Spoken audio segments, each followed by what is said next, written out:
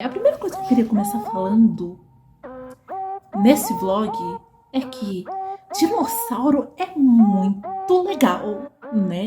Muito legal. Para casa, depois de assistir esse vlog, vai todo mundo analisar uma galinha andando. Eles estão correndo numa área de gelo, num lago congelado. Tem um dinossauro atrás dele. É um frango, tá? Eles estão sendo perseguidos por uma galinha gigante. Se ela ficasse 3 filmes gritando cada vez que eu visse um dinossauro, essa merda ia durar 2 minutos, gente. Porrada de dinossauro de computação gráfica. Eu quero falar com vocês sobre um boato que tava circulando aí na internet. Seguidor meu, não tem que acreditar em teoria da conspiração doida, em fake news, tá? Porque vocês são o quê? Inteligentes.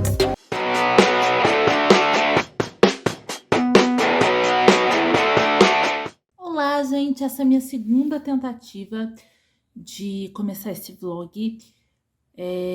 Eu tinha tido uma outra ideia para executar durante o feriado, mas eu acabei abortando a missão. Então estamos aqui fazendo uma nova tentativa e tô gravando o take inicial desse vlog de novo, tá? Hoje é sábado, dia 18 de junho, e eu acabei de voltar do cinema.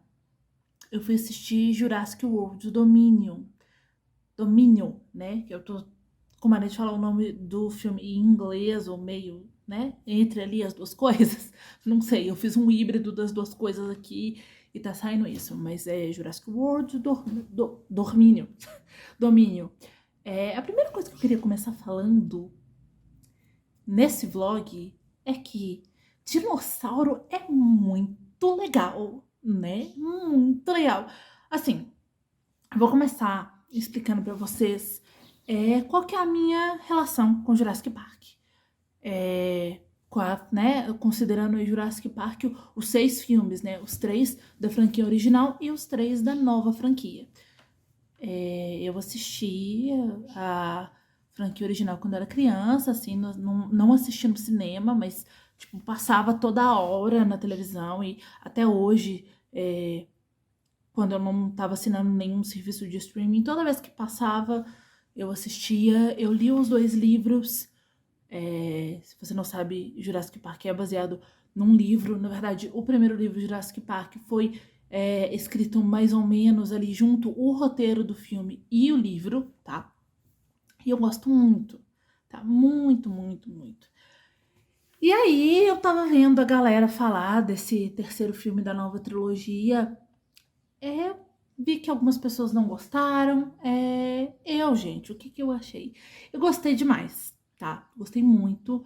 É óbvio, eu ainda acho o primeiro melhor. Assim como na primeira trilogia, tá? O primeiro é infinitamente melhor do que os que vieram depois. Mas, gente, Jurassic Park, os 6 filmes, é basicamente dinossauro matando gente.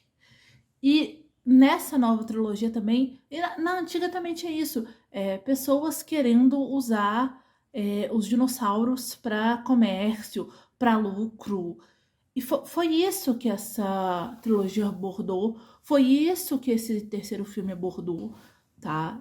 Com, né, quanto que a gente fazer as coisas, né, visando somente o lucro é perigoso e, enfim, o quanto que isso pode sair do controle, né? E esse terceiro filme eu achei interessante que ele mostra muito bem como que se a gente não tomar cuidado, a gente mesmo vai se extinguir, né? Num determinado momento, a gente pode criar uma coisa para, sei lá, um controle de praga, por exemplo, e acabar com o nosso próprio alimento, né? Tipo, os agrotóxicos são isso, né? Enfim, eu gostei muito, tá? O primeiro dessa nova trilogia é infinitamente melhor, mas eu acho que foi uma boa conclusão, tá? Gostei que eles trouxeram o trio de protagonistas do primeiro filme. Gostei muito de como eles interagiram com os 3 protagonistas, né, dessa nova trilogia. Gostei muito de como o arco do Owen, da Claire e da Maisie, é Maisie o nome da menininha, não é? É Maisie. Foi abordado nesse filme, né? Tipo, eles, do jeito deles ali, eles se tornaram uma família, sabe? O que é muito legal e é muito engraçado, porque é o cara da marinha que adestra dinossauro, a mulher que comandava o Parque dos Dinossauros e a menina neta do cara que criou o Parque dos Dinossauros. Então, assim, eu achei bem legal. Esse filme tem cenas de ação muito interessantes, porque, assim, até então, tanto do que eu lembro da primeira trilogia, como nessa trilogia, né, até o segundo filme, os dinossauros ainda estavam meio isolados, né? Nesse terceiro filme, né, com o final do segundo, os dinossauros estão convivendo com os seres humanos. E aí, como é que os seres humanos estão de fato convivendo com esses animais? Né? Que é uma megafauna, né, gente? E eu achei interessante isso e achei legal o momento que mostra a escavação paleontológica, tá? Porque o Alan Grant, ele não é arqueólogo, ele é paleontólogo, que é o profissional que estuda dinossauro, tá? Eu, por exemplo, sou arqueóloga, eu não estudo dinossauros. Quando mostra a escavação dele, eu falei, nossa, de repente o objeto de estudo dele ganhou vida, e aí, né? É, e mostra a escavação. Inclusive, quando o personagem dele aparece, ele está numa escavação e ele tá falando da importância da ciência como um todo. Então, eu acho que o filme demonstrado isso foi muito, muito importante. Gostei que eu lembro que quando essa nova trilogia, quando saiu o primeiro filme, eu lembro de ver uma entrevista com. Porque o Spielberg, ele não é mais o diretor, mas ele continua envolvido como produtor. Acho que eu vi uma entrevista, eu não lembro se era dele ou se era de alguma outra pessoa, falando que eles incluíram sim alguns avanços da ciência. Porque assim, o primeiro filme e o primeiro livro são de 91, 92. O livro acho que é de 91 e o filme veio um pouco depois, tá? Mas é dessa época. Então, a paleontologia hoje está muito mais avançada, sabe-se muito mais dos dinossauros do que se sabia naquela época. Por exemplo, de que eles são muito mais próximos das aves do que dos répteis, né? Tanto que, assim, uma vez, quando eu trabalhei num museu, a gente brincava, porque as aves hoje, elas são descendentes diretas de uma espécie de dinossauro. Pode olhar, assim, olha, sei lá, para uma galinha. A pata da galinha é dinossáurica, né? Parece um T-Rexinho pequenininho andando, repara? Reparem, sério mesmo. Para casa, depois de assistir esse vlog, vai todo mundo analisar uma galinha andando. Então, assim, elas são os únicos dinossauros vivos. Tanto que tem gente, eu, por exemplo, às vezes chamo as aves de dinossauro. Tipo, olha o dinossaurinho aí. E assim, então, em alguns ossos de dinossauro, inclusive, acharam marca de penas, né? Foi aí que se começou a ter essa ideia de que os dinossauros eram mais próximos da ave, a partir de análise de DNA e tal. E quando eles foram fazer essa nova trilogia, eu vi uma entrevista de alguém, não lembro agora se era o Spielberg, quem que era, que eles optaram por manter os animais clássicos, né? O T-Rex, os raptores, com mais cara de réptilzinho mesmo. Mas que eles iam colocar novas espécies baseado nos avanços do paleonto, né? E nesse filme tem alguns dinossauros com penas, tá? Eu não vou saber o nome das espécies de cor, porque eu não sou paleontóloga e nem sou uma criança, porque criança, se perguntar o nome de espécie de dinossauro, eles sabem todas de cor, é uma coisa impressionante. Mas tem um momento, tem uma cena que o Owen e uma outra personagem, eu esqueci o nome da personagem da moça, gente. Esqueci. A personagem nova. Eles estão correndo numa área de gelo, num lago congelado. Vem um dinossauro atrás dele. É um frango, tá? Eles estão sendo perseguidos por uma galinha gigante, tá? É muito, parece uma galinha. Uma galinha mais carnavalesca. Tá, então tem vários dinossauros com pena, né? O que é maior que o T-Rex, que foi descoberto depois e que eles trouxeram para esse filme, ele tem penas. Na verdade, não é ele que tem penas, não, é um outro. Tem um outro lá que tem as patas são mais compridas, ele tem penas, um carnívoro. Então, assim, né, eles trouxeram esses avanços para dentro do filme. E eu gostei que agora é só dinossauro mesmo, tá? Tanto no primeiro como no segundo, me incomodou um pouco. No primeiro tinha essa questão de o parque precisava fazer manipulação genética para inaugurar item, né? Então, assim, era visível ali que eles começaram a perder o controle daquilo. Então, eles criaram um bicho que era uma cruza de várias espécies de dinossauro, com várias espécies de bichos, enfim. E aí eles criam aquele Indominus Rex, né? No segundo já é um treco meio Godzilla, né? É um treco meio Godzilla. E o Godzilla é engraçado. O Godzilla tem uma origem que ele é um dinossauro que tomou radiação na fuça. Então, assim, o segundo me incomoda esse aspecto. Sério, parece uma versão do Godzilla mesmo, tá?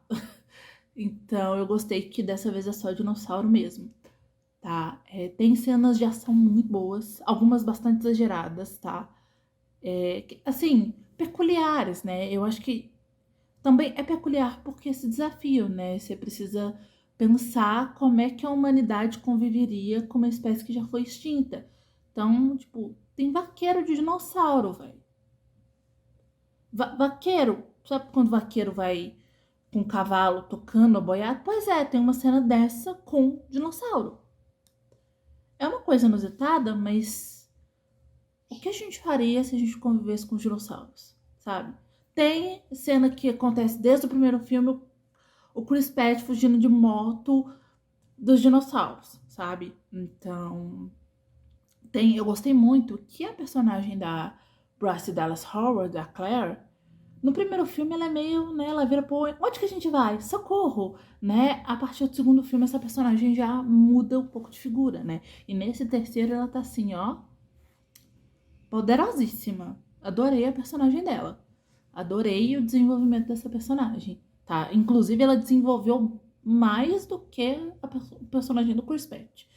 E eu gostei muito, porque se ela ficasse 3 filmes perguntando pro Owen onde que eles iam e gritando cada vez que eu visse um dinossauro, essa mulher não ia durar 2 minutos, gente. Mas é isso, gente. Falei 12 minutos sobre Jurassic World. Vocês verem o tanto que eu gosto. Eu gosto bastante dessa franquia, eu tenho muito carinho. Assim, tá, o primeiro filme continua sendo melhor, mas o primeiro filme da franquia original também era o melhor.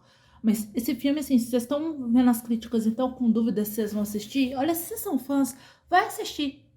Porque, assim, é pra ser um filme de ação que tem algumas críticas científicas, mas é pra ser dinossauro perseguindo gente, sabe? E porrada de dinossauro de computação gráfica. E é isso que o filme tem, tá? E um pouco de nostalgia também.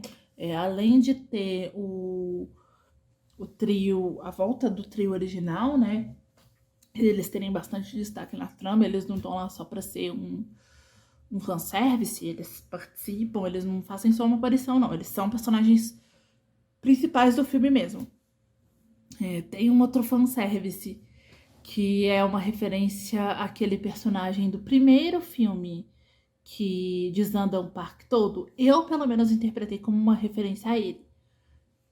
Não sei. Quem assistiu me conta aqui o que vocês acharam. Não tô falando isso, assim, de uma percepção de alguém que acabou de chegar do cinema e viu o filme. Eu não pesquisei pra saber se é mesmo, tá? Mas claramente é, tá? Pra mim que sou fã, claramente é. E em termos de leitura, gente, vou falar rapidinho aqui. Eu comecei a ler O Mercador de Lã. Tô na página 50 e poucos por aí, tá? Eu ainda não pesquei pra onde o livro vai, tá? Se ele vai ser um livro de mistério, se ele vai ser um romance histórico. Eu acho que ele vai ser. Ele tá prometendo ser, segundo frases que tem ali no livro, uma coisa meio estilo O Nome da Rosa. Eu nunca li O Nome da Rosa. Mas, assim, por enquanto, o Frei, que é o protagonista, Frei ou frade, enfim, não tô ligada muito nessas diferenças eclesiásticas da época medieval, tá? E nem da atual, sinceramente. Mas eu acho que ele tá chegando onde ele precisa chegar para ir a trama que a sinopse promete começar a se desenvolver, tá? Por enquanto a gente só teve pinceladas. Mas eu tô curtindo, tá? Tô gostando da escrita da autora, eu nunca tinha lido nada dela. E parece que ela tem outros livros aí, tô interessada. Eu tô interessada.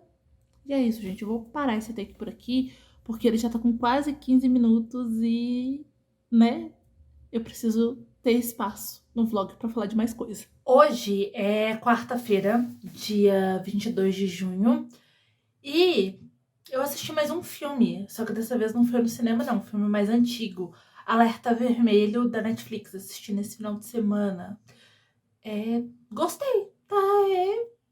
Assim, todos os três atores ali estão muito bem no que eles se propõem a fazer, né? Não vi nada muito inovador de nenhum dos três.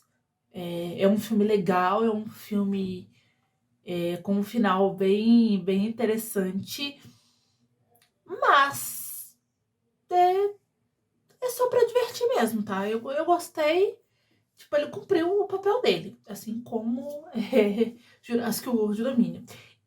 Mas o que eu vim falar com vocês mesmo é que eu terminei de ouvir o audiobook da biografia da Leopoldina, da dona Leopoldina, do Paulo Rizzuti, e já comecei a do Dom Pedro, acho que da do Dom Pedro, também dele, eu tô no capítulo 12, eu acho, tá? E, assim, as duas biografias do Dom Pedro foi publicada primeiro, se eu não me engano, e, assim, é óbvio que tem algumas coisas nas quais elas se repetem, né? Principalmente porque no caso da Leopoldina, ela não era uma esposa meramente decorativa, né? Ela atuou politicamente junto com o Dom Pedro para, né, fazer do Brasil independente de Portugal, enfim, ela teve um papel político importante. E nas partes que diz respeito só a ele, né? Assim, acaba que as duas coisas se cruzam, sabe? Não é, as duas biografias se cruzam, né? Não tem muito como fugir. Por exemplo, quando vai falar da Domitila na biografia dele, eu cheguei nessa parte também na dele. Na dela também fala, porque isso afetou ela também, né? Olá! Hoje é sábado, dia 25 de junho, agora são 12h54, que me lembra que eu preciso parar de gravar para almoçar. E eu tô gravando, tá? Tô gravando vídeos nesse sábado e aproveitei para vir aqui atualizar vocês.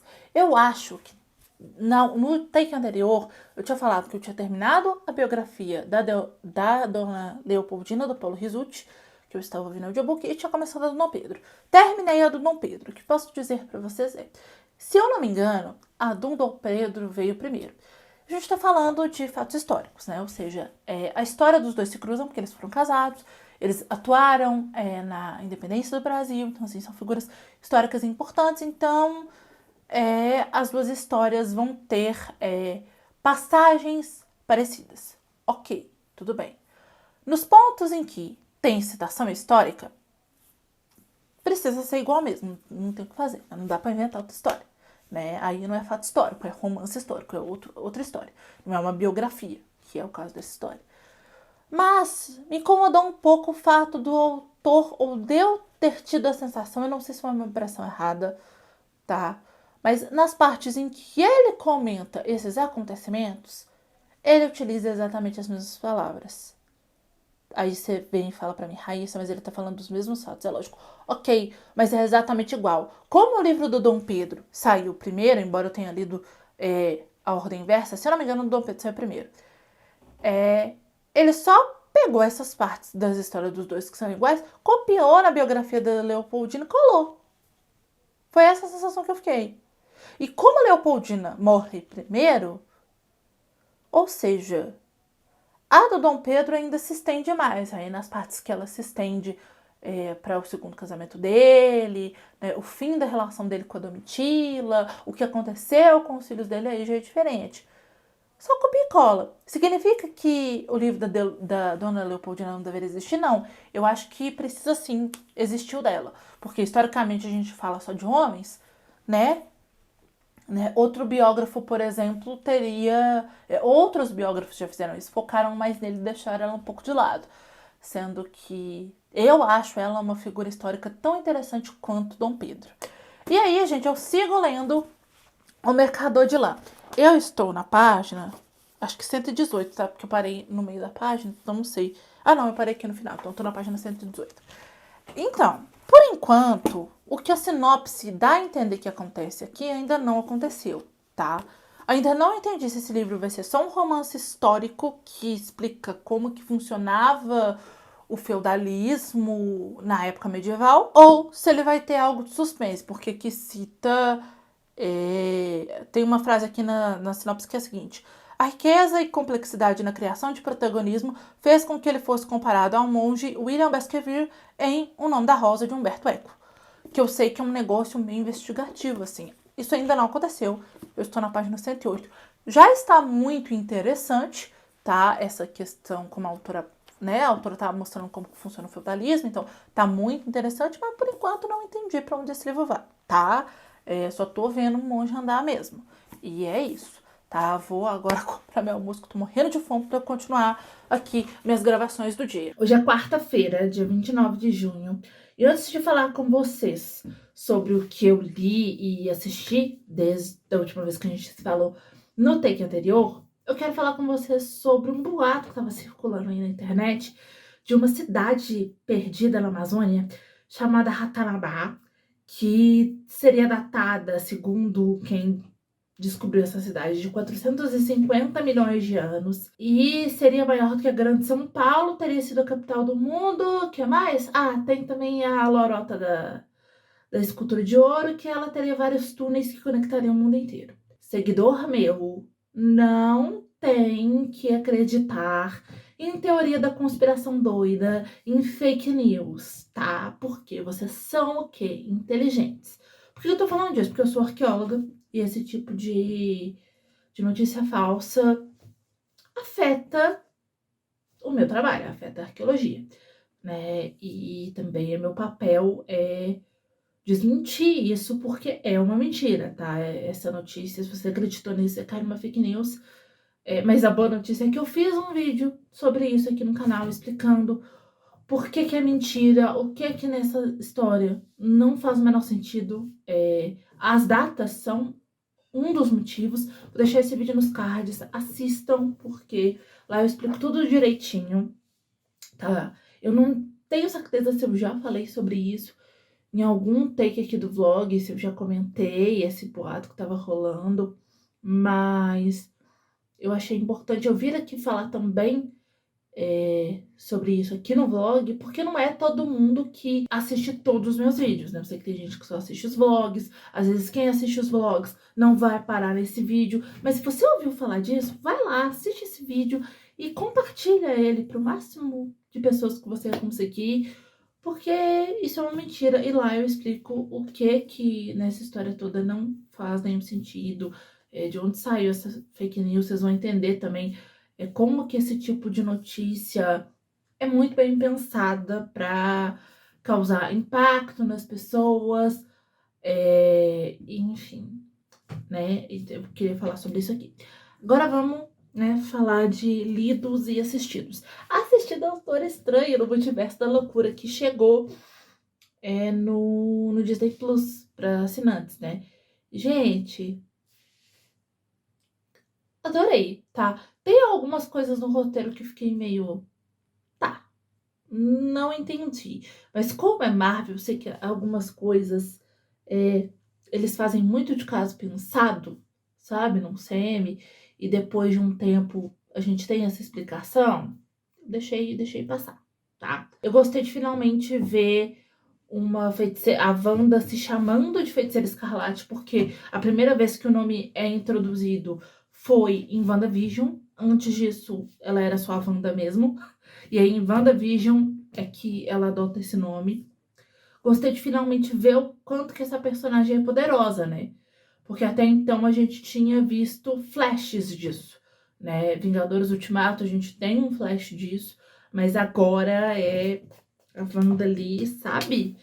Poderosa que a gente vê nas HQs. E ela... A vilã do filme, né, gente? Eu acho que isso não é spoiler, saiu na sinopse.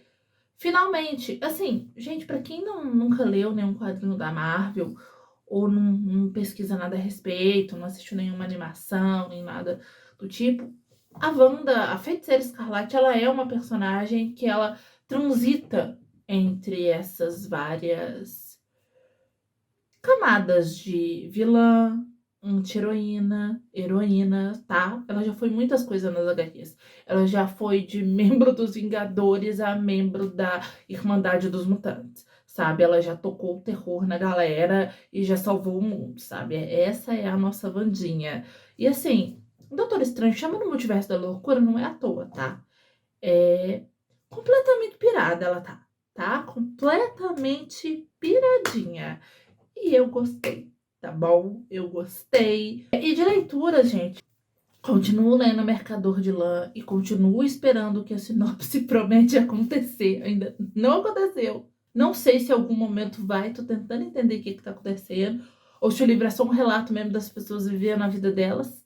Mas eu tô gostando da escrita, então tranquilo.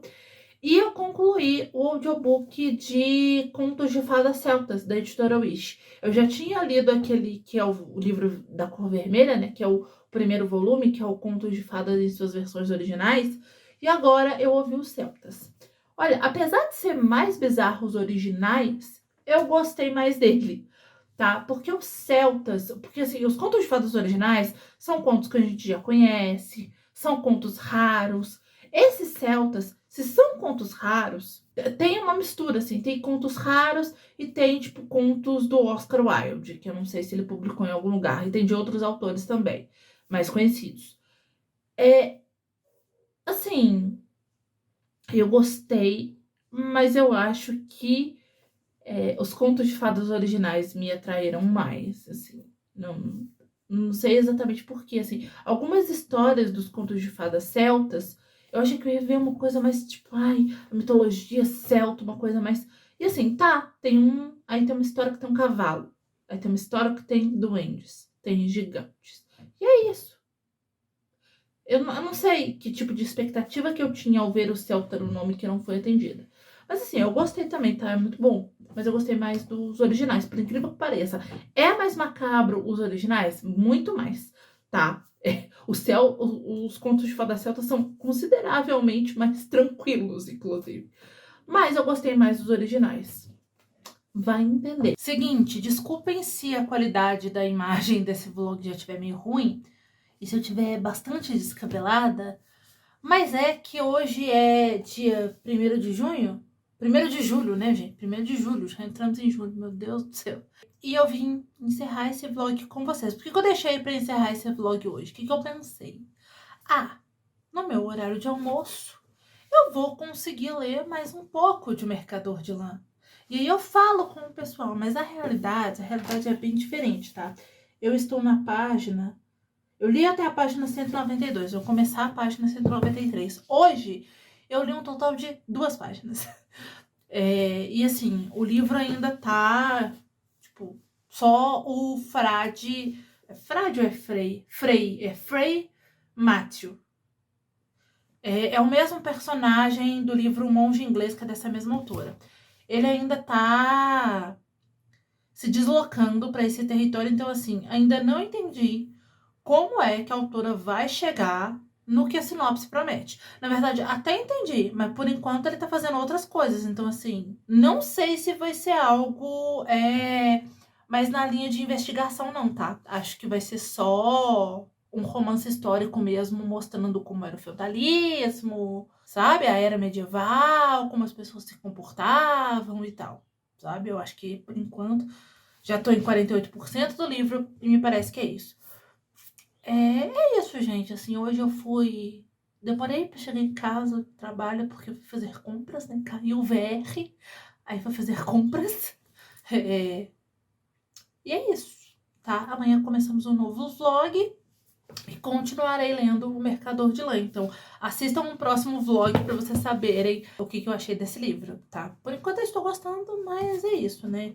Se ele for parado assim, se ele for só isso mesmo, eu não tô também com muita expectativa, então tem isso. Talvez não vá me decepcionar exatamente por conta disso, né? Bom, gente, é isso. Me contem aqui embaixo nos comentários o que vocês leram no mês de junho e o que vocês assistiram também.